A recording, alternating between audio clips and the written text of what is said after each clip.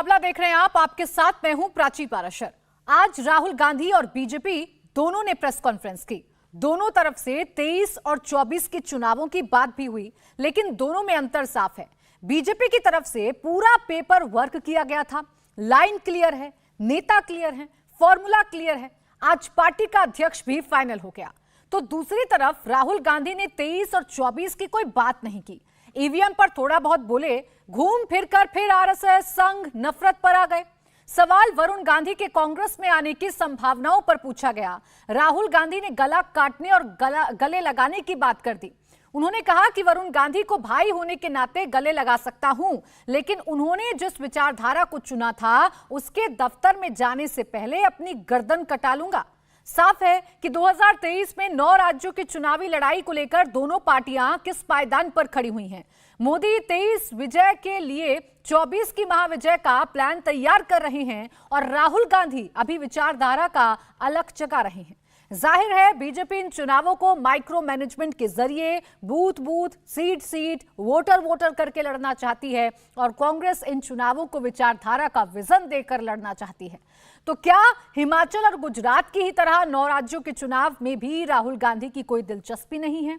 वो अब सीधे 24 में ही मैदान में उतरेंगे, एक बार में ही पूरा इम्तिहान देंगे? आज राहुल गांधी ने गला तक काट लेने की बात क्यों कह दी? राहुल गांधी के शब्द का इस्तेमाल करेंगे तो क्या 24 का चुनाव गला काट प्रतियोगिता का चुनाव होगा? मुकाबला में आज इसी पर होगी बात।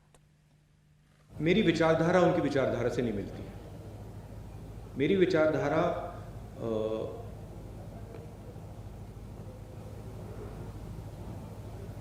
मैं आरएसएस के ऑफिस में कभी नहीं जा सकता। आप मेरा आपको गला काटना पड़ेगा पहले, मैं नहीं जा सकता। और मेरा जो परिवार है उसकी एक विचारधारा है, उसका एक थॉट सिस्टम है, थिंकिंग सिस्टम है। आइडियोलॉजिकल लड़ाई चल रही है। सालों पहले मैंने फिरोज से कहा कि उसने मुझे कहा कि आरएसएस देश में बहुत अच्छा काम कर रहा है, और मैंने कहा कि देखिए, आप अपने परिवार की हिस्ट्री जो है उसको आप थोड़ा पढ़िए और उसको आप समझिए, क्योंकि जो आपने मुझे बोला है, अगर आपने अपने परिवार की विचारधारा समझी तो आप ये कभी नहीं बोल सकते। प्यार से मिल सकता हूं, गले लग सकता हूं, मगर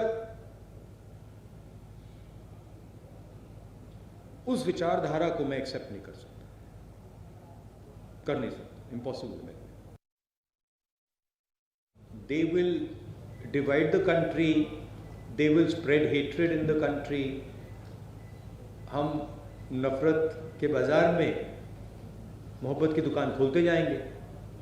बहुत सारी दुकानें खुल रही हैं मोहब्बत की, तो हम ये अपना काम करते जाएंगे, वो उनका काम करेंगे। हिंदुस्तान की जो संस्कृति है, हिंदुस्तान का कल्चर है, भाईचारे का है, मोहब्बत का है, जीत मोहब्बत की होगी।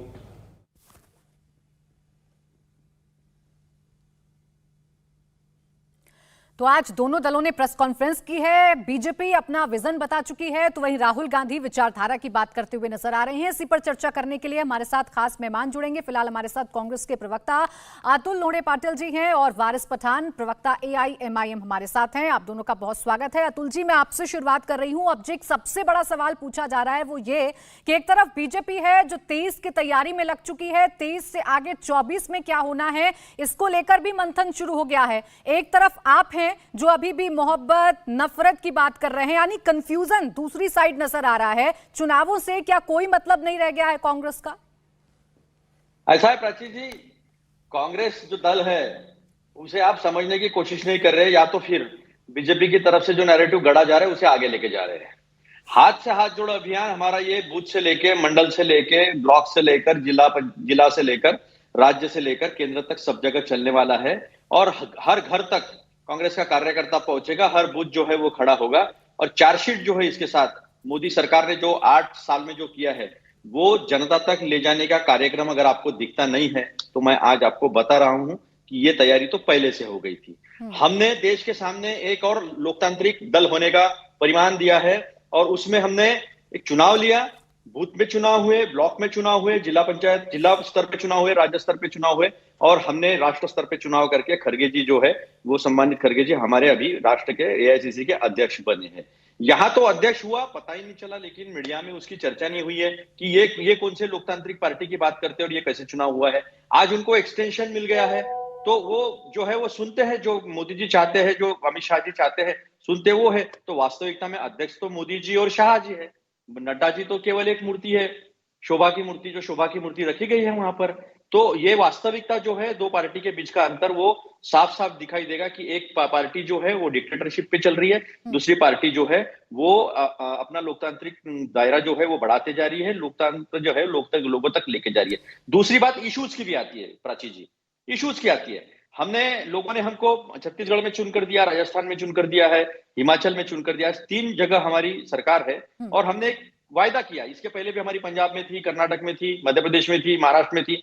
ये सारे जगह हमने किसानों का ऋण माफ करने का करके दिखाया है, बिना हो हल्ला किए। सीधा 7/12 से जो है वो अतुल कर्जा जी, कम जो हो गया बात है। आप कर रहे हैं यही बात आज अमित शाह भी अपनी प्रेस आखिरी बात, कॉन्फ्रेंस में कर रहे थे कि आखिरी बात, स्ट्राइक आखिरी बात, रेट वो अगर झूठ आप बोल रहे देख थे। लीजिए। एक वो सेकंड झूठ अतुल बोल जी, रहे मैं थे। इसी में सवाल जोड़ रही हूँ, जो आप बात कह रहे हैं मैं उसी में सवाल जोड़ रही हूँ। अमित शाह आज अपने स्ट्राइक रेट की तो बात कर रहे थे कि हमारा जो स्ट्राइक रेट है हमारे राष्ट्रीय अध्यक्ष के नेतृत्व में, वो स्ट्राइक रेट बहुत बेहतर है। हम लोग बिहार में चुनकर आए, हम लोग महाराष्ट्र में चुनकर आए, हमने बाकी तमाम राज्य जीते, हमने गुजरात में प्रचंड जीत हासिल की, उत्तर प्रदेश जीते, उत्तराखंड जीते। इसके अगर हम विपक्ष में बात कर लें, राहुल गांधी की बात कर लें, तो इन बातों का जिक्र नहीं है। इसीलिए मैंने सवाल पूछा था आपसे। नहीं, ऐसा है कि हिमाचल प्रदेश से आते हैं नड्डा जी, और अपने ही जिले की सारी सीट जो है, जहां से वो लोकसभा का प्रतिनिधित्व करते हैं, वो सारी सीटें वो हार चुके हैं। जिस तरह से नितिन गडकरी जी नागपुर में जिला पंचायत हार गए, पंचायत समिति हार गए, नगर पंचायत हार गए, और काउंसिल का ग्रेजुएट कॉन्स्टिट्यूंसी का चुनाव भी हार गए, तो ये वो नहीं बताएंगे। तो एक बात तो इसमें तय है कि वो चुनाव तो हारे थे ना। कब बात हुई इस बात की? राजस्थान हारे, मध्य प्रदेश हारे, कर्नाटक हारे, गोवा हारे थे, छत्तीसगढ़ हारे थे, बहुत मेघालय हारे थे, नागालैंड हारे थे, मणिपुर में भी हारे थे। तो सरकार जबरन बिठाना, इनकम टैक्स, सीबीआई, ईडी, इनके अलायंस, यही अलायंस उनकी बची हुई है। इसके साथ में जो किया है सारे देश ने देखा है। तो स्ट्राइक रेट में यही कह रहा था कि झूठ बता रहे थे वो, जुमलों के खिलाफ सच्चाई की जंग जो है वो सामने आ रही है। यही नफरत के खिलाफ मोहब्बत की जंग जो सामने है। हमने ओल्ड पेंशन स्कीम की बात की, अब ये सरकार का नजरिया देखिए कितना खिलाफ है आम जनता के। कहते हैं, ये फाइनेंस मिनिस्टर कहती है मैं middle class, I belong to middle class and I understand the woes of middle class. लेकिन फैक्ट क्या है? तो ओपीएस का पैसा जो राज्य सरकारों का जमा है इनकी सरकार के पास, वो राज्य सरकार को वापस करने नहीं दे रहे वो। यानी आप ओपीएस इंप्लीमेंट मत कीजिए, उसके बावजूद हमने old pension scheme Chhattisgarh, Rajasthan और हिमाचल में की, और जहां हमारी गठबंधन की सरकार है झारखंड में, वहां पर भी ओपीएस की स्कीमें लागू की है, और इसके बाद भी हम ओपीएस की स्कीम लागू करेंगे। और किसान जिसको धोखा बिल्कुल, दिया देखिए है, अतुल जी, जिन मुद्दों का आप जिक्र कर रहे हैं, बीजेपी के प्रवक्ता भी हमारे साथ जुड़ेंगे, उनसे जरूर इन बातों पर हम जवाब लेंगे। लेकिन बात स्ट्राइक रेट की थी और चुनावी तैयारियों को लेकर थी, और उस चुनावी तैयारियों को लेकर ही आज मैं चर्चा कर रही हूँ। यही सवाल मैं आपसे पूछ रही थी। खैर, वारिस पठान जी, अभी 2 विचारधाराओं का जिक्र इस देश में बहुत हो रहा है। एक विचारधारा है बीजेपी की और एक विचारधारा है राहुल गांधी की, जो बार बार ये बता रहे हैं कि वो नफरत के बाजार में मोहब्बत की दुकान खोलने चले हैं। इसमें जो बाकी दल हैं वो कहां हैं? दोनों तो आमने सामने नजर आ रहे हैं, लेकिन एआईएमआईएम कहां है फिर इन सब के बीच में?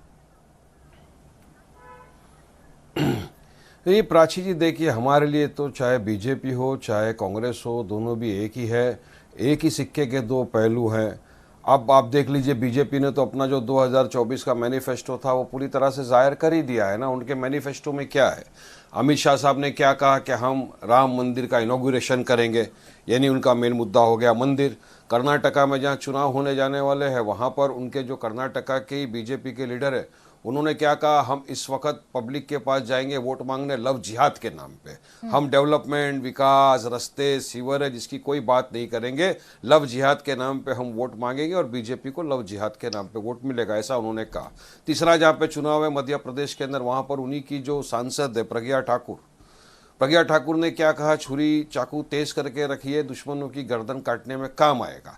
तो मतलब उनका जो मुद्दा है वो छुरी चाकू का मुद्दा है।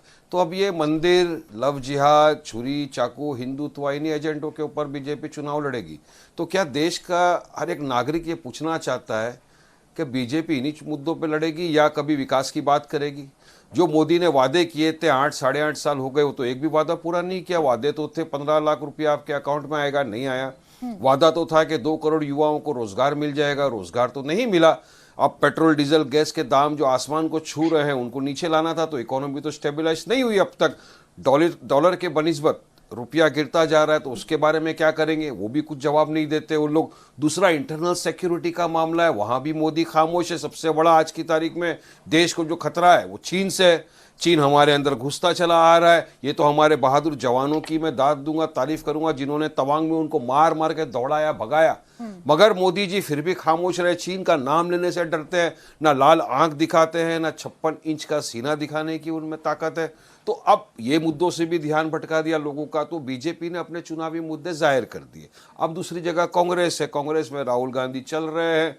अब वो लाल सिंह चड्ढा बन के दाढ़ी रख के चलते जा रहे हैं, तो श्रीनगर तक क्यों, हिमालय तक भी चलिए, मुझे कोई आपत्ति नहीं है। उनका निजी मामला है, मगर उन्हें निजी बात बता रही है। वो भी तो ये कह रही है कि इस देश में लगातार बेरोजगारी बढ़ रही है, महंगाई बढ़ रही है, गरीबी लगातार बढ़ती जा रही है, गरीब और अमीर के बीच में जो खाई है वो लगातार बढ़ती जा रही है। तो दोनों अगर एक ही मुद्दे उठा रहे हैं तो एक पेज पर आना क्या संभव नहीं है? ये देखिए, संभव कैसा नहीं है। हमने तो पहले कहा ना कि भाई देखिए, हम में ताकत है बीजेपी को हराने की। हमने एग्जाम्पल भी सेट किया औरंगाबाद, महाराष्ट्र में, जहां पर जो शिवसेना का सांसद था 25 साल से, हम पहली मर्तबा वहां पर लड़े और हमने उनको हराया। और मजलिस इत्तेहादुल मुस्लिमीन का आज वहां पर सांसद है। हम में हराने की ताकत है। आप आइए हमारे साथ, कांधे से कांधा मिलाकर लड़ेंगे, बीजेपी को हराएंगे। हमारा तो मेन इंटेंशन, मेन मुद्दा यही है कि बीजेपी को हराना है, क्योंकि बीजेपी जब से सत्ता में आई है, नफरत की राजनीति आप देखिए किस तरह फैलाते जा रहे हैं। जब से सत्ता में आई है, हिंदू मुसलमान के नाम पे जी, जब आप ये बात कह रहे हैं तो अतुल जी के चेहरे पर मुस्कुराहट आ रही है। के खिलाफ तो बीजेपी ने एक जंग जैसी, अतुल जी मुस्कुरा रहे हैं जब आप ये बात कर रहे हैं। अतुल जी को मैंने उस दिन भी कहा था, अतुल जी अब ये तुम इतना क्यों मुस्कुरा रहे हो, अतुल जी क्या गम है जिसको छुपा रहे हो? क्योंकि अतुल जी को मालूम है, मैं अभी वापिस बोल रहा हूं, अतुल जी कुर्सी की पेटी बांध लो, महाराष्ट्र में मौसम बिगड़ने वाला है। अब समझ लो आप, महाराष्ट्र में बहुत जल्दी मौसम बिगड़ने वाला है, तैयारी करना पड़ेगा। लेकिन आप हमको बी टीम, सी टीम, डी टीम बोलने से कोई फर्क नहीं पड़ने वाला है। हमारे लिए दोनों बराबर ही है। महाराष्ट्र का मुसलमान भी सवाल कर रहे हैं ना अतुल जी, इतने सालों से आप सत्ता में थे, आज 75वां साल आजादी का मना रहे, तो अतुल जी आपकी पार्टी ने क्या किया मुसलमान के लिए? वारिस पठान नहीं बोल रहा, आज मुसलमान सोशली, इकोनॉमिकली, एजुकेशनली बैकवर्ड है। मैं नहीं बोल रहा हूं, सच्चर कमेटी का रिपोर्ट बोल रहा है, महमूदुर रहमान कमेटी का रिपोर्ट बोल रहा है। और आप तो इतने साल से सत्ता में थे, तख्ते ताऊस के ऊपर बैठे हुए थे, कोई हिला नहीं सकता है। मुसलमान कहां जाएगा, वोट तो हमको ही देगा। आपने जागीर समझ के ले लिया, वोट लिया आपने, मगर किया कुछ नहीं अतुल जी। तो अभी जो महाराष्ट्र का या देश का मुसलमान है अतुल जी, समझदार हो गया है वो। मैं इस पर जवाब ले लूं, इनकी मुस्कुराहट की वजह जान लूं वारिस जी, फिर उसके बाद बाकी मेहमानों पर जाऊंगी। अतुल जी, एक छोटा सा रिएक्शन जो वारिस जी कह रहे हैं उस पर आप बहुत मुस्कुरा रहे हैं। वारिस जी ये भी बता रहे हैं कि हम में मादा है, हम बीजेपी को हरा देंगे। अब आप देख लीजिए आपको किस दिशा में बढ़ना है। ऐसा है कि उनकी एक बात से तो मैं सहमत हूं कि इस देश के मुसलमान ने समझ लिया है क्या सही है और क्या गलत है, किसके हाथ का खिलौना होना नहीं है और देश को किस तरह बचाना है, ये इस देश के मुसलमान ने और इस देश की पूरी जनता ने संभाल लिया है। तो ये जो है ना, ये मुसलमान की बात कर रहे हैं, जब से आए ना तब से मुसलमान की बात कर रहे हैं, ये देश के जनता की बात नहीं कर रहे। तो मैं तो कांग्रेस का नुमाइंदा हूं, मैं तो पूरी देश की बात करूंगा। पहले यहाँ पे ये पकड़े गए। दूसरा, ये बराबर चुनाव वहां जाकर लड़ेंगे जहां मुस्लिम इलाका है। दूसरा, यानी एक ध्रुव पे बीजेपी खड़ी है, दूसरे ध्रुव पे ये खड़े हैं। जो बीजेपी से लड़ रहा है, जिसने बीजेपी का सवाल किया, उसके यहाँ इनकम टैक्स, ईडी और सीबीआई इनके साथ आएंगे या नहीं आएंगे? जो वारिस जी कह रहे थे कि हम में तो दम है, हम तो हराएंगे, हमने करके दिखाया है, आप हमारे साथ आ जाइए, तो आप आएंगे कि नहीं आएंगे? ये हाथ से हाथ मिलेंगे कि नहीं? देखिए प्राची जी, हमारी तो विचारधारा की लड़ाई है। इसका कहने का मतलब यही है कि आज देश में 40% संपत्ति 1% लोगों के हाथे में चली गई। 50% लोगों के पास केवल 3% संपत्ति है। 80 करोड़ लोगों को 2 वक्त खाने के लिए मोहताज हो गए हैं। जिसका ये बहुत बड़ा ग्लोरीफाई करते हैं ना बीजेपी के, तो ये सत्ता, सुनिए प्राची जी, पूरा मुद्दा एक 30 सेकंड दीजिए। आप देखिए, जवाब देना चाहूंगा 64% जीएसटी जो है वो 50% निचले लोग भरते हैं। अतुल जी थोड़ा जल्दी से, बाकी मेहमान भी चर्चा में जुड़ गए। आपका पक्ष आ चुका है, मैं जरा केवल 10% लोग ही 4% जीएसटी भरते हैं। ठीक है, आपका आ चुका है, आपका पक्ष आ गया। वही मुद्दे रख रहे हैं जो आपने मेरे पहले प्रश्न में रखे थे। मैं समझ गई सर, इस देश में बुरे हालात है। जल्दी से वारिस जी 10 सेकंड में दीजिएगा। सुनील जी जुड़ गए समाजवादी पार्टी अतुल से। भाई को जवाब देना। अभी अतुल जी ने कहा कि हम लोग वहीं पर कैंडिडेट खड़ा करते हैं जहां पर मुसलमान बस्ती हो। अतुल भाई, हमने गुजरात में रिसेंट की बात कर रहा हूं, सिर्फ 13 सीटों पे चुनाव लड़ा। 13 में से 3 जगह हमने हमारे दलित भाई बहनों को, नॉन मुस्लिम को टिकट दिया चुनाव लड़ने के लिए। आप तो पूरे के पूरे सीट पे चुनाव लड़े, फिर क्यों भाजपा 158 पे आ गई, क्यों जीत गए? तुम में ताकत नहीं हराने की बीजेपी को, तो टिकड़ा हमारे सर पर, हमको बी टीम सी टीम। आम आदमी को बोलने का आपको वो नहीं है, हिम्मत नहीं आता है कि उसकी वजह से हारे आप। 52 जगह के ऊपर हमको आदमी पार्टी ने ठोक दिया। अरे अतुल भाऊ ऐका साहेब, आम आदमी पार्टीने आपली वाट लावली आणि आमच्यावर आपण आरोप ठोकतोय। आपण आमच्यावर आरोप कशाला टाकतोय? बीजेपी से लड़ो, हमसे मत लड़ो। आम आदमीला काय बोलायचं नाही, आम्हाला फक्त बोलायचे, ऐसा का? हिंदी में बात करो वारिस भाई, नेशनल चैनल है, मराठी में कर लेंगे हम। चलिए ठीक है, अतुल जी और वारिस जी, हम सबसे दोनों के मुद्दे एक है सर, लेकिन दोनों साथ आएंगे या नहीं? देखिए वारिस भाई ने तो अपनी बात खोल ली है, लेकिन अतुल जी आपको डिसाइड करना है। प्राची जी, कांग्रेस के नेता को मराठी से नफरत है। मैं चाहूंगा महाराष्ट्र की नेशनल चैनल पे बैठ के चलिए ठीक है वारिस जी, अब शब्दों को घुमाइए मत। मराठी से भी नफरत, मराठी भाषा। समाजवादी पार्टी का पक्ष जान लेते हैं, समाजवादी पार्टी का पक्ष। हमारे साथ सुनील सिंह यादव है, प्रवक्ता समाजवादी पार्टी। रुक जाइए अतुल जी और वारिस जी, 1 मिनट रुक जाइए। आप जरा दूसरे विपक्षी दल का भी पक्ष जान लेते हैं। सुनील जी, वारिस भाई भी कह रहे हैं कि हमें दम है कि हम हरा सकते हैं बीजेपी को, अगर कांग्रेस चाहे तो हमारे साथ आ सकती है। लेकिन समाजवादी पार्टी का आए, क्योंकि पहले ही कांग्रेस से साफ कर चुकी है, देखिए हम ही हैं विचारधारा, मोदी के सामने हम विकल्प हैं। आपको हमारे साथ आना है तो आप आ जाइए, क्योंकि राष्ट्रीय स्तर पर आपको जरूरत पड़ेगी कांग्रेस की।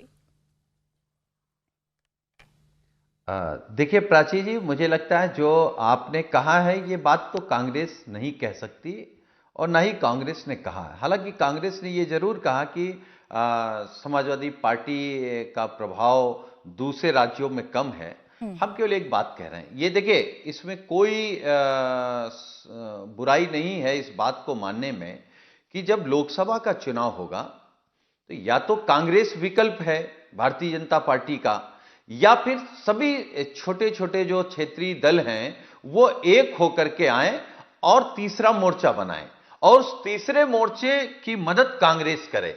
यह बात मैंने कई बार कहा कि कांग्रेस को एक तो स्पष्ट रूप में यह स्वीकार करना पड़ेगा, और हम लोग इस बात को स्वीकार कर रहे हैं कि अगर मध्य प्रदेश में कांग्रेस बीजेपी का विकल्प है, छत्तीसगढ़ में कांग्रेस विकल्प है, राजस्थान में कांग्रेस विकल्प है, तो कांग्रेस को यह मानना पड़ेगा कि दिल्ली में आप पार्टी विकल्प है, उत्तर प्रदेश में समाजवादी पार्टी विकल्प है, बिहार में नीतीश जी, तेजस्वी जी हैं, बंगाल में ममता जी हैं, महाराष्ट्र में उद्धव ठाकरे और शरद पवार साहब हैं, पंजाब में आप पार्टी है। तो जहां पर क्षेत्रीय दल भारतीय जनता पार्टी को हरा सकते हैं, वहां कांग्रेस को उन क्षेत्रीय दलों को अपने साथ लेना पड़ेगा और क्षेत्रीय दलों के पीछे खड़ा होना पड़ेगा। जहां कांग्रेस मजबूत है वहां क्षेत्रीय दल उनके पीछे खड़े हो जाएंगे। क्योंकि प्राची जी, जो 2024 का चुनाव होगा वो दो विचारधाराओं के बीच चुनाव होने जा रहा है। एक तरफ वो लोग हैं जो देश के सारे संस्थान बेच देना चाहते हैं, एक तरफ वो लोग हैं जो देश के संस्थान बचाना चाहते हैं। एक तरफ महंगाई बढ़ाने वाले हैं, एक तरफ महंगाई को रोकने वाले हैं, एक तरफ बेरोजगारी बढ़ाने वाले, एक तरफ रोजगार देने वाले हैं, एक तरफ भारतीय जनता पार्टी जो संविधान को कमजोर कर रही है, आरक्षण को खत्म कर रही है, और दूसरी तरफ हम लोग जो संविधान बचाना चाहते हैं, आरक्षण बचाना चाहते हैं। एक तरफ बीजेपी जो नफरत की राजनीति कर रही, नफरत का माहौल बना रही, और इस देश की संस्कृति और सभ्यता। नहीं सुनील जी, आप जो बातें कर रहे हैं वो बातें जरूर सुनने में बहुत अच्छी लग रही हैं सर, और वो बात व्यवहारिक भी लग रही है कि विचारधारा दो है इस देश में। एक तरफ बीजेपी है और एक तरफ वो लोग हैं जिनको बीजेपी की सरकार पसंद नहीं है, एक तरफ वो लोग हैं जिनको उनकी नीतियां अच्छी नहीं लग रही हैं। आपको लग रहा है कि वो देश को बर्बाद कर रहे हैं, तो यही तो कांग्रेस भी कर रही है। जब उन्होंने आपको न्योता दिया भारत जोड़ो यात्रा में, सिर्फ जुड़ने का ही तो न्योता दिया था ना सर, थोड़ी ना कह रहे थे कि आइए सीट शेयरिंग का फॉर्मूला आकर डिस्कस कर लेते हैं, तो आप जुड़ जाते। देखिए एक ही विचारधारा थी ना। देखिए प्राची जी देखिए, हाँ आपके सवाल से मैं सहमत हूं। प्राची जी देखिए, एक बात समझिए, कांग्रेस कितना भी कहे कि हमारी भारत जोड़ो यात्रा राजनीतिक नहीं है, हम इस बात को नहीं मानते। और मैं आपके कार्यक्रम में कह रहा हूं, कोई भी पॉलिटिकल पार्टी या कोई भी पॉलिटिकल व्यक्ति हर काम राजनीति के लिए करता है, कोई काम बिना राजनीति के और बिना वोट के लिए नहीं है। तो वो कांग्रेस का अपना कार्यक्रम है, भारत जोड़ो यात्रा। समाजवादी पार्टी के राष्ट्रीय अध्यक्ष जी ने कहा कि इनकी नीतियां हमारी नीतियां मिलती हैं, इनके मुद्दे वही मुद्दे हैं जो हम उठा रहे हैं, तो इनकी यात्रा के लिए, इनके मुद्दों के लिए हमारी शुभकामनाएं हैं। लेकिन इसका मतलब कांग्रेस ये न समझे ना कि समाजवादी पार्टी बिना कांग्रेस के कुछ नहीं है। अरे उत्तर प्रदेश में तो भारतीय जनता पार्टी का विजय रथ अगर कोई रोकेगा तो समाजवादी पार्टी है, वो कांग्रेस नहीं है। ठीक, यही बात तो हम समझाना चाहते हैं कांग्रेस को। ठीक, तो समझ में आ रही है अतुल जी आपको ये बात? फिर मैं जा रही हूं अनंत जी के पास, छोटा सा रिएक्शन दीजिएगा अतुल जी। समझ में आ रही है और क्लियर कर दीजिए सर, ये कंफ्यूजन अभी भी बरकरार है, राजनीतिक यात्रा है या नहीं? अब सुनील जी तो कह रहे हैं देखिए राजनीतिक तो है, आप कितना भी कहिए। देखिए, इसके बारे में जो बातचीत हुई है वो राहुल जी खुद कह चुके हैं, जयराम साहब जी है उन्होंने भी खुद कहा है।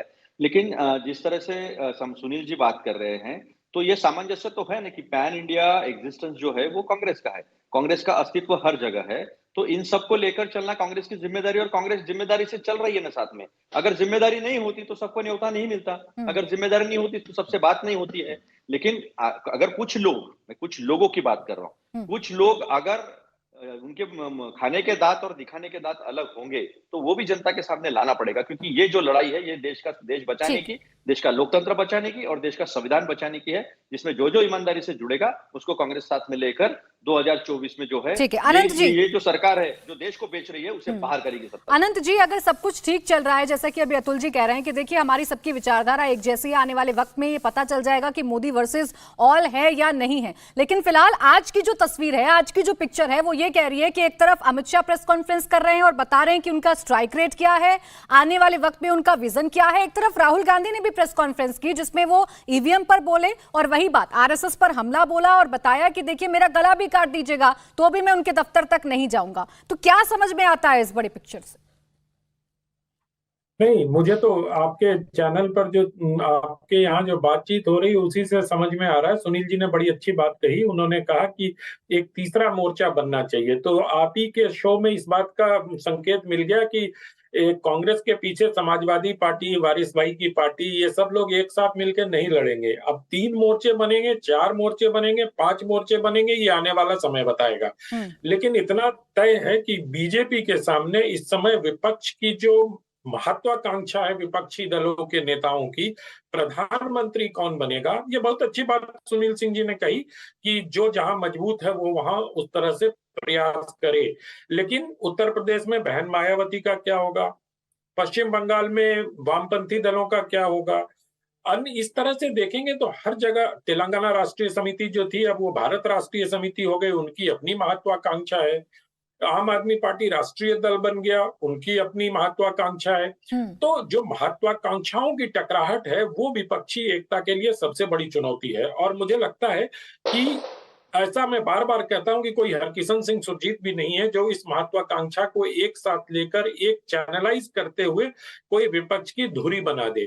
तो इस वक्त मुझे लगता है कि भारतीय जनता पार्टी के सामने जो रास्ता है वो थोड़ा अपेक्षाकृत आसान इस वजह से है कि विपक्षी दलों के बीच में एकता नहीं है।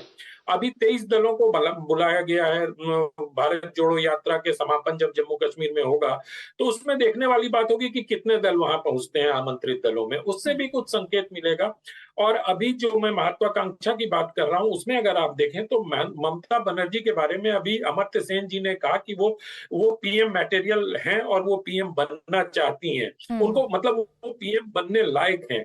ममता दीदी का जवाब क्या है प्राची, आपने जरूर सुना होगा। ममता दीदी ने कहा कि उनका आज्ञा, उनकी बात मेरे लिए आज्ञा जैसा है। इसका मतलब ममता दीदी भी प्राइम मिनिस्टेरियल कैंडिडेट हो गई। वो इस बारे में एक दिल्ली में बैठक भी कह चुके हैं। शरद पवार जी अलग प्राइम मिनिस्टर बनना चाह रहे हैं कि उम्र के इस दौड़ में आके अगर प्राइम मिनिस्टर बन ले। तो ये सब को देखते हुए अगर आप देखें तो विपक्षी एकता मुझे इस वक्त बहुत दूर की कौड़ी लगती है।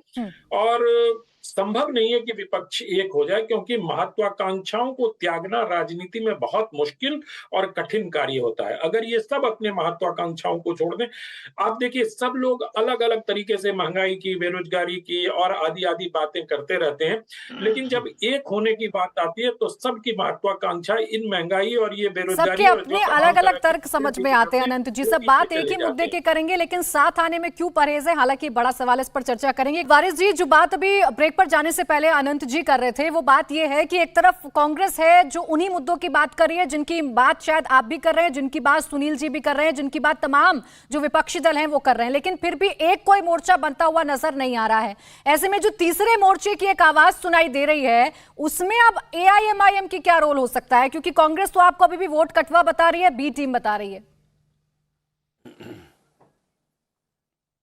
नहीं, इससे कोई फर्क नहीं पड़ता कौन वोट कटवा कौन बी टीम। ये सब तो देश ने देखा कि हम वहाँ नहीं लड़े जहाँ कांग्रेस हार गई, तो उसके बारे में इनका क्या बोलना है। इनको सेल्फ इंट्रोस्पेक्शन नहीं करते, ये खुद की आंख में इनकी उंगली नहीं घुसती, तो इतना जो हार का ढिकड़ा रहता है वो बार बार एमआईएम पे डाल दिया जाता है। हमको इससे कोई फर्क नहीं पड़ता। हाँ जी, की बात सही है कि सब लोग चाहते हैं कि बीजेपी को हराए। हमारा भी मेन मुद्दा यही है, हम चाहते हैं बीजेपी को हराए और हराना भी चाहिए, क्योंकि जब से बीजेपी सरकार सत्ता में आई है ना, उसने नफरत की राजनीति फैला दी है।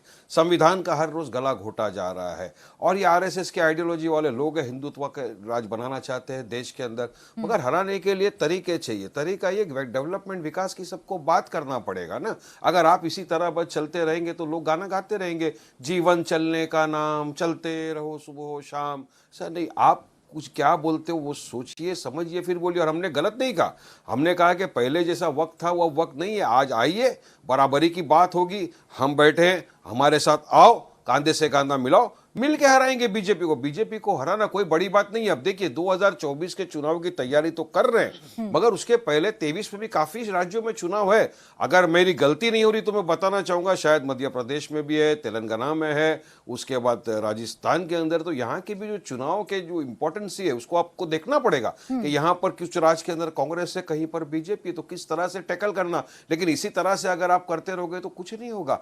बीजेपी को हराया जा सकता है। भारत जोड़ो यात्रा चल रही है, जिसको आप कह रहे हैं कि आप भी कंधे से कंधा मिलाएंगे अगर वो आपकी तरफ आएंगे, लेकिन ये जो भारत जोड़ो यात्रा चल रही है, इसमें राहुल तो बार बार ये कह ही रहे हैं ना कि मैंने पुरानी छवि को खत्म कर दिया है, जो मेरी पुरानी छवि थी वो खत्म कर दिया और मैं भारत समझने के लिए निकला हूं। तो ऐसे में आपको क्या परहेज हो सकता है अब कांग्रेस से? वो भी तो यही बोलते हैं कि आरएसएस नफरत फैलाती है। अभी देखो उन्होंने क्या कहा, मैं जरा कहूंगा तो बिल्कुल कांग्रेस वालों को और उनके जो लोग हैं उनको बुरा लगेगा, लेकिन मैं बताना चाहूंगा क्योंकि इन्होंने भी हमारे को बहुत ट्रोल किया है। उन्होंने क्या कहा, मैं जो, देखिए प्राची जी, मैं अपनी बात कर रहा हूं, मैं जो हूं वो मैं नहीं हूं, मैंने वारिस पठान को मार डाला। आप जो देख रहे हो वो अलग देख रहे हो। मैं आपकी सोच में हूं, मैं आपकी सोच में नहीं हूं। तो मैं क्या हूं? अब क्या मुझे ठंडी भी नहीं लगती? तो मैं क्या जिन हूं? अब जिन और भूतों को ठंडी नहीं लगती प्राची जी, तो क्या मैं जिन? अब आपने अगर सवाल किया, हमने बात की, तो इतना बवाल मचा दिया ये लोगों ने। क्या गलत बोला? राहुल गांधी ने अगर बोला तो बहुत अच्छा, वारिस पठान ने बोला तो गलत, मजाक उड़ाया जाएगा। अब इसी छोटी मोटी चीजों के अंदर ये लोग रह जाएंगे तो किस तरह से देश विकास पे राह पे चल जाएगा? देखिए उनका निजी मामला है, उनकी पार्टी का मामला है। आप चलिए, भारत जोड़िए, अच्छी बात है, मुझे उससे कोई आपत्ति नहीं। श्रीनगर तक नहीं, मैं तो बोलता हूँ हिमालय तक चल के चले जाइए, कोई आपत्ति नहीं है। लेकिन हमारे को बार बार इल्जाम लगाना जबकि खुद के अंदर इंट्रोस्पेक्शन नहीं करना, ये गलत बात है। आप में ताकत नहीं है बीजेपी को हराने की, तो आपकी हार का ढिकरा किसी के ऊपर डालना, ये कहां का इंसाफ है प्राची जी? अतुल जी, जो वारिस जी कह रहे हैं, कहां का इंसाफ है कि हारते आप हैं और आप जिम्मेदार जो है, हार की जो टोपी है वो वारिस पठान जी को पहना देते हैं, उनकी पार्टी को पहना देते हैं। और एक और सवाल जो खड़ा हो रहा है, मैं जोड़ देती हूं उसी में, वो ये खड़ा हो रहा है कि दरअसल ये भारत जोड़ो यात्रा भारत समझने के लिए नहीं, ये तो आप प्रोजेक्शन करना चाहते हैं, एक बार फिर से लॉन्चिंग करना चाहते हैं राहुल गांधी की, और सीधा आपकी नजरें 2024 पर हैं, 2023 पर अभी तो नहीं है 9 राज्यों में जो चुनाव है। ऐसा है प्राची जी कि देश को समझने के लिए चलना चाहिए, ये तो चंपत राय जी ने भी कहा, बहुत काफी लोगों ने कहा। ये अभी ये ठंड की जो बात है वो बीजेपी को जितनी बुरी लगती है उतनी बुरी असदुद्दीन ओवैसी को भी लगती है। 15 बोतल खून एक दिन में दे बैठते हैं वो, 15 बोतल खून एक दिन में दे बैठते हैं वो। तो जो अंदर से जो चीड़ बौखलाहट जो है वो इसी तरह से सामने आती है। बैरिस्टर आदमी है लेकिन कैसे बौखलाहट बाहर आ जाती दिखता है। तो मैं उस पर ज्यादा बात नहीं करूंगा, इतना टाइम दे भी नहीं सकता, उतनी ये नहीं है, कैपेसिटी नहीं है उनकी कि इतना टाइम मैं उनको दूं। लेकिन एक बात, नीतीश कुमार जी ने क्या कहा था राहुल जी को लेकर, अभी अभी शरद पवार जी ने राहुल जी को लेकर क्या कहा था। तो ये एक बात है कि एक इंसान जोड़ने जा रहा है और कुछ लोग जो है वो उसमें नमक कैसे डाल सके दूध फाटने के लिए, तो ये कोशिश कर रहे, तो ये जनता देख रही है। कुछ लोग जो है वो किस तरह से पॉलिटिकल बिहेव करते हैं, राजनीतिक उनका दायरा क्या है और क्या करना चाहते हैं, ये लोगों को दिखता है। लोग, जनता जो है वो होशियार है। आज जनता के सामने 10 साल यूपीए के हैं और 10 साल जो है वो मोदी जी के हैं। दोनों 10 साल में इन लोगों ने क्या किया, आपने जब भी मेरी बात काट दी थी, किसानों को कितने वायदे किए इन्होंने, 1.5 गुना दाम देने के वायदे 2014 से किए, दो गुना उनकी आय हो जाएगी 2022 तक वादे किए। ये सारे वादे जो है वो झूठ निकले, जुमले निकले और आने वाले दिनों के भी जुमले निकले। किसी को भी मौका मिलता है, उनको 2 बार मौका मिला, यानी वो अजय है ऐसा नहीं है। आज आमने सामने है, विचारधारा में है, हमारे साथ में सभी लोग हैं, एसपी है, हम साथ में भी लड़े थे, वो हमारे साथ में ही है, जेडीयू है, सारे लोग हैं। शिवसेना में देखिए, जब महाराष्ट्र से भारत जोड़ो यात्रा गई तो तब जो है वो उद्धव जी की तबीयत अच्छी नहीं थी, उनको प्रॉब्लम सबको पता है, चल नहीं, हाथ भी नहीं उठा सकते थे, लेकिन आदित्य जी आए हैं साथ में, फिर बाद में सुभाष देसाई भी आए थे उनके साथ। यहाँ पर शरद पवार जी जो है वो इतना तेजी से और इतने भीड़ में पैदल नहीं चल सकते हैं, आपको उनकी तकलीफ पता नहीं है। लेकिन सुप्रिया जी खुद आई थी, जयंत पाटिल जो उनके प्रदेश अध्यक्ष है यहाँ के, वो खुद आए थे। 20 जनवरी को संजय राउत जी जो है वो पंजाब में जाकर, जी, फिर इसमें एक सवाल ये भी ऐड हो जाता है कि ये लोग तो आपके गठबंधन में है ना, अगर ये भी नेता आपकी भारत जोड़ो यात्रा में नहीं जुड़ेंगे तो फिर बाकियों से आप क्या उम्मीद करिएगा। चुनौती तो ये है कि वो राज्य है जिनमें आपका किसी से गठबंधन नहीं है, आप उनको अपने साथ चलाइए। समाजवादी पार्टी आपके साथ नहीं चली, आपने न्योता दिया, बीएसपी नहीं चली, इसके साथ साथ राकेश टिकैत ने अपने किसानों को तो भेज दिया लेकिन वो खुद नहीं आए, ऐसा ही जयंत चौधरी ने किया, जयंत चौधरी खुद नहीं आए, उन्होंने अपने एक सचिव को भेज दिया। तो सवाल तो यही है ना कि ठीक है गठबंधन के लोगों को आप चलाइए, बाकी कहाँ हैं? देखिए प्राची जी, राकेश टिकैत जी खुद जाकर राहुल जी से मिले यात्रा में और साथ में भी थे वो, आप थोड़ा सा देख लीजिए तो आपको पता चल जाएगा। राकेश टिकैत जी आए थे, जयंत चौधरी ने उनके जनरल सेक्रेटरी से लेकर सारे लोगों को लाया, उन्होंने वहां पर लंगर के स्टॉल भी लगाए थे। जयंत चौधरी लंदन में थे, तो ठीक है मान लेते नहीं आए थे, लेकिन आज के तारीख में जो मुद्दों को लेकर, एक नफरत छोड़ो का मुद्दा है, भारत जोड़ो का मुद्दा है, महंगाई का मुद्दा है, बेताशा बेरोजगारी का मुद्दा है, तो ये सारे मुद्दों को लेकर सब में समानता है, मन से सब साथ में ही है।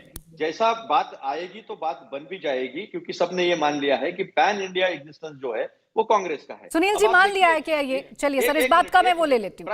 प्राची जी आखिरी मुद्दा, हाँ, 10 सेकंड, हाँ, 10 सेकंड अभी देखिए 1 ही मिनट, 10 सेकंड सुन लीजिए। अभी देखिए ये सरकार का युवाओं की तरफ देखने का नजरिया क्या है।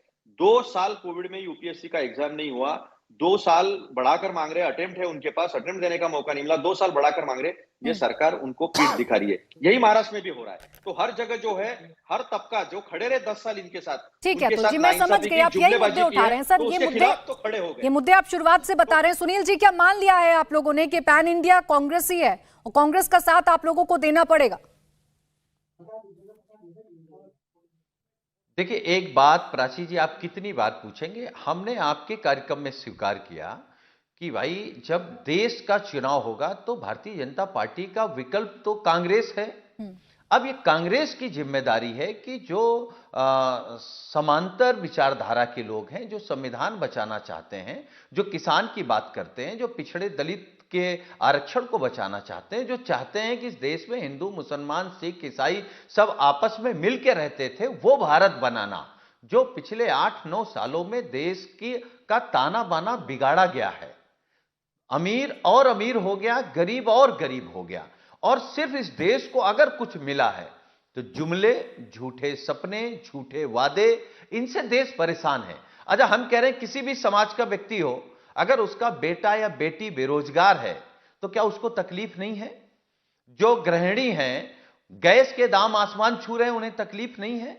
जो डीजल पेट्रोल ले रहे हैं गाड़ी में डालने के लिए या किसान अपने खेत सींचने के लिए, उसको तकलीफ नहीं है? महंगाई से आपको भी तकलीफ होगी। तो पूरा देश तकलीफ में है। जिस देश को बताया गया था कि विश्व गुरु हो जाएगा, हम लोग भी चाहते हैं कि हमारा देश दुनिया में सबसे ताकतवर हो जाए, लेकिन वो जुमले से नहीं होगा, झूठ से नहीं होगा। बताया गया था कि रुपए डॉलर के बराबर आ जाएगा, हम लोग खुश थे कि भाई हमारा रुपया डॉलर के बराबर आ जाएगा, देश की सीमाएं सुरक्षित हो जाएंगी, गांव अच्छे हो जाएंगे, शहर स्मार्ट सिटी बन जाएंगे। तो ये थोड़े किसी ने सोचा था कि खेत साढ़ चल रहे होंगे और सुनील जी, जो एक पॉइंट अभी अनंत जी कह रहे थे कि आप लोगों के मुद्दे सबके एक हैं, आप लोगों की दिक्कतें सब एक हैं, आप लोग बता रहे हैं कि इस देश में हालात क्या हैं, लेकिन उसके बावजूद जो एक झिझक है, सर आप बार बार बेशक कह दीजिए कि ठीक है कांग्रेस पैन इंडिया पर आप बार बार स्वीकार कर रहे हैं, बार बार मैं वो आपसे सवाल पूछ रही हूँ, लेकिन फिर भी एक दूरी तो महसूस हो रही है ना सुनील जी। जब इतना सब कुछ ठीक था तो आपका साथ खुलकर क्यों नहीं मिल पा रहा है? देखिए प्राची जी, आप राजनीति को समझिए और मुझे लगता है कि ऐसा नहीं है कि आप समझती नहीं हैं, आप समझ रही हैं। एक सवाल का तो जवाब ये दे दें जो भारतीय जनता पार्टी हमेशा कहती कि भाई मोदी जी के बराबर चेहरा कौन है।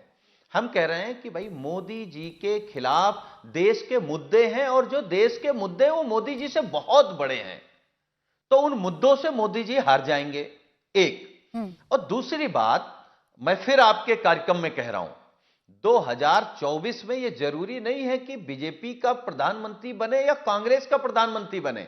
हो सकता है देश के ऐसे हालात बने कि 2024 में गैर भाजपा और गैर कांग्रेस का प्रधानमंत्री बने, तो इसके लिए भी कांग्रेस को तैयार रहना चाहिए। अतुल जी, आप इस बात के लिए तैयार हैं क्या जो सुनील जी एक फॉर्मूला दे रहे हैं? नहीं, कांग्रेस को स्पष्ट करना चाहिए कि वो अपना प्रधानमंत्री बनाना चाहते हैं या वर्तमान में जो प्रधानमंत्री जी हैं उनको हटाना चाहते हैं। तो ये स्पष्ट कर दीजिए अतुल जी, ये स्पष्ट नहीं हो पा रहा है कि आप अपना प्रधानमंत्री बनाना चाहते हैं, क्योंकि आपके तमाम ऐसे वरिष्ठ नेता हैं, चाहे मैं कमलनाथ जी के बयान का जिक्र कर दूं जिसमें उन्होंने बताया कि पीएम का विकल्प है राहुल गांधी 2024 में। तो आप लोग चाहते क्या है, मोदी को हटाना या राहुल को पीएम बनाना? देखिए, ये जो भाजपा की सरकार जो है, ये देश को बर्बाद करने वाली सरकार है, ये देश को बेचने वाली सरकार है, देश के सुरक्षा के साथ खिलवाड़ करने वाली सरकार है। तो इस सरकार को हटाना और 2024 चुनाव जो है जीतना, ये कांग्रेस पार्टी का अहम लक्ष्य है। तो आप एक व्यक्ति को देश से बड़ा मत कीजिए। मोदी जी देश के प्रधानमंत्री है, देश के रहनुमा नहीं है, देश से बड़े नहीं है वो, और देश से बड़ा कोई नहीं है। तो उनको देश से बड़ा बनाने की जो छवि है वो बात आप भूल जाइए। देश बड़ा है, देश से बड़ा कोई नहीं हो सकता है। 2024 का चुनाव जो है वो चुनाव जीतने के लिए हम लड़ रहे हैं और चुनाव जीत के हम दिखाएंगे। तो ये अहम बात है। तो ये इसका नैरेटिव जो है ना, इतना छोटा मत कीजिए, बहुत बड़ा देश है। अतुल जी, मैं कोई नैरेटिव छोटा नहीं कर रही, आपकी विचारधारा का जो लोग समर्थन कर रहे हैं, जो बार बार आपकी तरफ देख रहे हैं, जो पैन इंडिया में कांग्रेस को स्वीकार कर रहे हैं, वही आपसे सवाल पूछ रहे हैं कि आप क्या किसी तीसरे विकल्प के लिए तैयार हैं? ये जरूरी है कि प्रधानमंत्री बीजेपी का हो, कांग्रेस का हो, आप किसी और तीसरे विकल्प पर विचार कर रहे हैं? कांग्रेस बड़ा दिल करेगी या नहीं? मेरा सवाल तो ये था।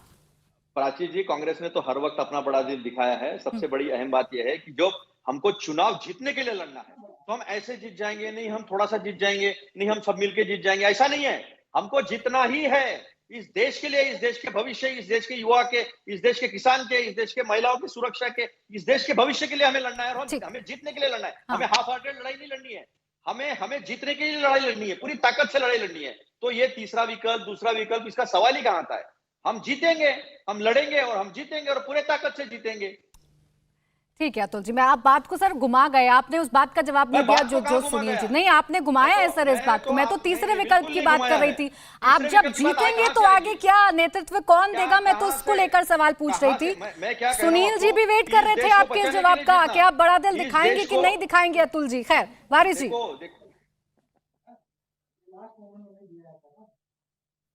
नहीं देखिए, मैं बिल्कुल, हम लोग भी 2024 का जो चुनाव आ रहा है उसमें लड़ेंगे, लोगों के मुद्दे लेकर जाएंगे लोगों के बीच, और बिहार में भी लड़ेंगे, सीमांचल में लड़ेंगे, अरनिया, पूर्णिया, देवरिया, सब जगह हम चुनाव लड़ेंगे। पहले तो सिर्फ एक हिस्से में लड़े थे, हर जगह लड़ेंगे चुनाव, वहाँ के लोगों के साथ भी खड़े रहेंगे, मुद्दे लेकर जाएंगे। मगर कांग्रेस का सबसे बड़ा प्रॉब्लम क्या है प्राची जी? अहंकार के अंदर ये खत्म हो गए।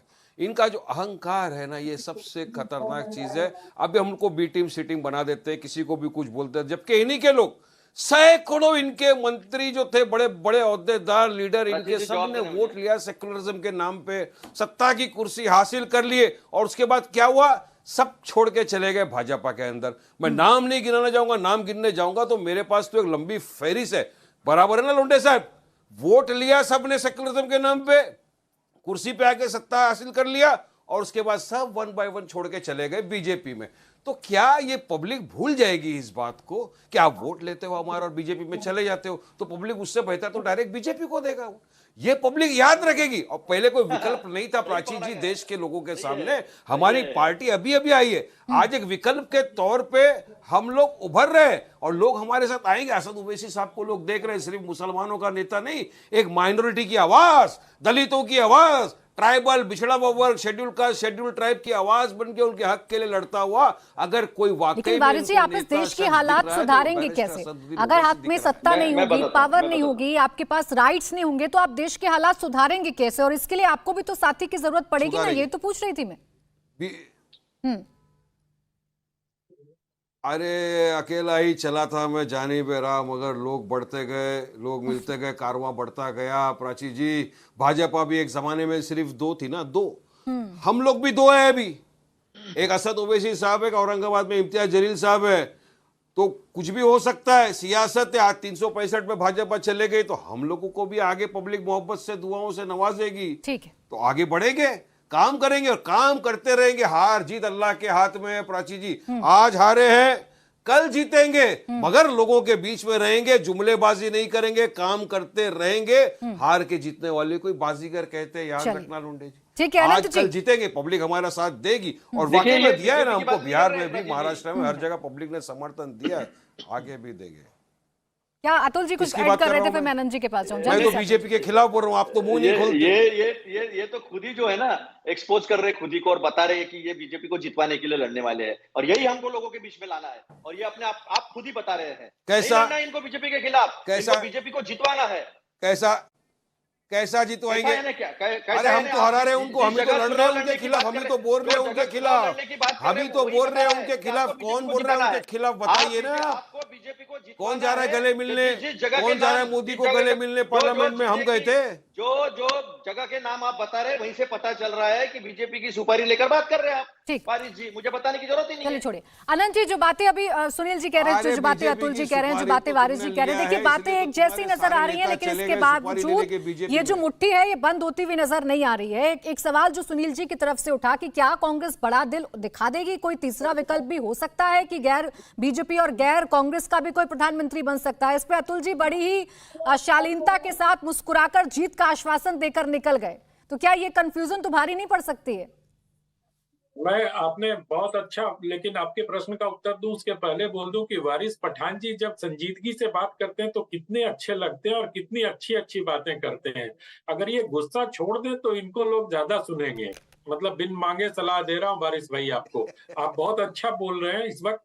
और जो सुनील जी की बातचीत से जो प्रश्न निकला ना प्राची, जो आपने उनसे पूछा अतुल जी से, उसका उत्तर बहुत अच्छा वारिस पठान ने दिया। उन्होंने बताया कि कांग्रेस के अहंकार की वजह से, बड़े भाई होने का जो उनका एक गर्व है, जो गर्व है, और वो हर किसी को अपना जूनियर पार्टनर समझते हैं, उसी को बड़े शटल तरीके से सुनील यादव जी ने बताया कि उनको सब जगह पीछे खड़ा होना पड़ेगा और आगे पास देना पड़ेगा, जो जहां पर मजबूती है। अतुल जी रुक जाइए थोड़ा सा, अभी वारिस जी ने आपके बारे में बोला है, फिर क्यों साबित कर रहे हैं स्क्रीन पर आप? तो मुझे लगता है कि ये जो बड़ी पार्टी होने का अहंकार वो होता है, वो 54 साल से 60 साल से राज कर रहे हैं, उन्होंने कई प्रधानमंत्री दिए, अब भी उससे बाहर निकल नहीं पा रहे हैं।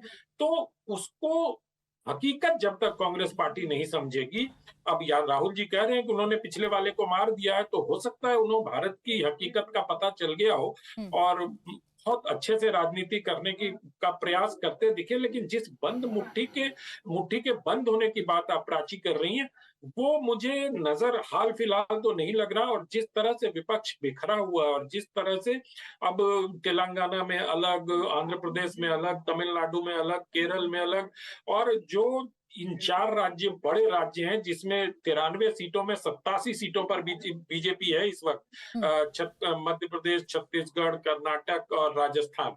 तो ये और गुजरात में जो चुनाव परिणाम आए उससे जो संकेत मिलते हैं, मुझे लगता है कि 24 के चुनाव में तो इसी तरह से चलता रहेगा। और ये लोग सिर्फ मुद्दों को बहुत अच्छा सवाल पूछा आपने कि भाई किसको, मतलब नरेंद्र मोदी को हटाना चाहते हैं या राहुल गांधी को प्रधानमंत्री बनाना चाहते हैं, इस पे कांग्रेस पार्टी के लोग बिल्कुल खामोश हो जाएंगे, क्योंकि उनकी मंशा ही राहुल जी को प्रधानमंत्री बनाने की है। भारत दर्शन यात्रा भी इसी वजह से की जा रही है। और तो अगर, और कुछ गलत भी नहीं है, हर पार्टी, सुनील जी के मन में भी इच्छा होगी कि अखिलेश जी प्रधानमंत्री बने, क्योंकि उन्होंने भी एक तीसरे मोर्चे और गैर कांग्रेस गैर भाजपा की बात कही। वारिस पठान जी तो खुल के ही कह रहे हैं कि उनके अभी 2 हैं बीजेपी की तरह, उनके भी 302 हो जाएंगे किसी समय में। तो अच्छी बात है ये प्रधानमंत्री बनना, लेकिन सामने क्या दिख रहा है इसका असेसमेंट जब तक नहीं हो पाएगा तो हम इल्यूजन में जीते रहेंगे और विपक्षी एकता की बात बस मुट्ठी जो है खुली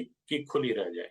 ठीक है अतुल जी, ये जो इल्यूजन है ये कब खत्म होगा? और एक और जो पॉइंट निकल कर आया और जो सवाल बीजेपी भी लगातार पूछती है, वो सवाल ये पूछा जाता है कि राहुल गांधी भारत जोड़ो यात्रा निकाल रहे हैं, वो सांसद हैं कांग्रेस पार्टी के, वो एग्जाम्पल देते हैं कि हमारे जेपी नड्डा इतने सक्षम हैं कि वो संगठन को मजबूत करते हैं, संगठन के फैसले लेते हैं। लेकिन आपने जो नए नवेले आपके चुनकर आए लोकतांत्रिक तरीके से खड़गे साहब, वो तो दूर नजर आते हैं। राहुल गांधी के साथ चलते हुए कौन नजर आता है? दिग्विजय सिंह चलते हुए नजर आते हैं। ऐसा है कि खड़गे जी के तबीयत के बारे में बात करना ठीक नहीं लगता है, तो आप कुछ जो भी सवाल खड़े करते हो तो थोड़ा सोच समझ के सवाल खड़ा करना चाहिए। और रही बात दूसरी, हमने साथ में संगठन में चुनाव लड़े, यूपी में लड़े, फिर हमने बिहार में भी लड़े हैं। महाराष्ट्र में जब सरकार बनी तो हमारे पास उप मुख्यमंत्री नहीं था, मुख्यमंत्री था शिवसेना के पास, उप मुख्यमंत्री था एनसीपी के पास, और हमारे पास था विधानसभा का अध्यक्ष। तो ये सारी बातें न समझ के एक नरेटिव जो सेट मीडिया के माध्यम से किया जाता है या कुछ विश्लेषकों के माध्यम से किया जाता है कि नहीं कांग्रेस कुछ भी नहीं कर रही है, तो वारिस पठान जी जो कहते हैं ना अहंकार अहंकार अहंकार की बात, तो लोग जनता समझती है कि जिनके पास कितने सीट्स है और जो कहां जाकर किस तरह से चुनाव लड़ते हैं और किस तरह से उसका बीजेपी को फायदा होता है, ये सारी जनता को दिखता है। तो वही बात मैं कर रहा था, तो इसमें अहंकार की बात कहां से आ जाती है? बात तो यहां आती है कि हम 2014 के बाद किस तरह से चुनाव लड़े हैं, जनता की मंशा थी, जिस तरह के वादे, जिस तरह के बातें मोदी जी ने कही थी, आज वो जुमले सिद्ध हो चुके हैं। तो ये जनता ने सारी बातें जो है वो देखी है। 2000 चुनाव का परिप्रेक्ष्य अलग होगा, 2023 का परिप्रेक्ष्य जो है वो तय करेगा, वो डिसाइड करेगा बहुत हद तक, और 2024 जो है वो सामने रखा जाएगा। जो इंसान सबको लेकर चल रहा है, उसने ये नहीं कहा है जुड़ना है तो आके जुड़ लो, सबको विनती की है, खत दिए है। तो ये सारी बातें जो है वो अलग तरीके से रखना। किसी तरह से राहुल जी खुद भी कहते हैं कि मेरी छवि खराब करने के लिए हजारों करोड़ रुपए जो है वो खर्चा किए गए हैं, और यही तरीका जो है विश्लेषकों के माध्यम से और मीडिया के माध्यम से आज भी हो रहा है। तो जो पार्टी पैन इंडिया है वो पैन इंडिया नहीं, हम पैन इंडिया नहीं, हम छोटे से है, ऐसी बात करेगी? जिस पार्टी का वोट बैंक सब जगह है, क्या वो छोड़ देगी? 11.5 करोड़ 2009 में भी थे, 11.5 करोड़ आज भी है। जो पैन इंडिया की जब आप बात करते हैं तो उसी उत्तर प्रदेश में जो सबसे बड़ा राज्य है लोकसभा सीटों के लिहाज से भी, उसी उत्तर प्रदेश में आप समाजवादी पार्टी के अस्तित्व को तो नकार नहीं सकते ना। आप ये नहीं नकार सकते कि मुख्य विपक्षी दल, एक सेकंड रुक जाइए, मुख्य विपक्षी दल वहां पर समाजवादी पार्टी है, तो यही तो सुनील जी कह रहे हैं ना कि वहां पर आपको ये फॉर्मूला भी तो लाना होगा कि उसके पीछे आप खड़े हैं। ऐसा है प्राची जी की बातें जो है वो अपने समय पे तय होगी। समाजवादी पार्टी का अस्तित्व नहीं माना होता तो उनके साथ क्यों जाते, क्यों कहते हैं कि हम हमारे समविचारी है, वो हम धर्मनिरपेक्षता को समझते हैं, हम देश के संविधान को मानते हैं, हम सबको साथ लेकर जाना चाहते हैं, कोई बड़ा नहीं कोई छोटा नहीं। इसकी बात कांग्रेस करती है, इसकी बात समाजवादी भी करती है। आप कहती है कि आज इंडिया टीवी पे आप बता दो आज हम इतने लड़ने वाले हैं, आज ये इतने लड़ने वाले, तो ऐसा सुनील जी भी नहीं कर पाएंगे, ऐसा अतुल लोटे पाटिल भी नहीं कर पाएंगे। ये तो वक्त के साथ सारी चीजें तय होगी। लड़ाई जो है वो विचारधारा की है। सर बिटवीन द लाइंस बहुत सारी चीजें कह दी जाती हैं। अतुल जी आप खुलकर नहीं बता पाएंगे, लेकिन कम से कम ये तो आश्वस्त कर दीजिए सुनील जी, आपकी विचारधारा आपके मुद्दों के साथ है कि जब वक्त आएगा तो उत्तर प्रदेश में वो आगे रहेंगे, आप पीछे रहेंगे।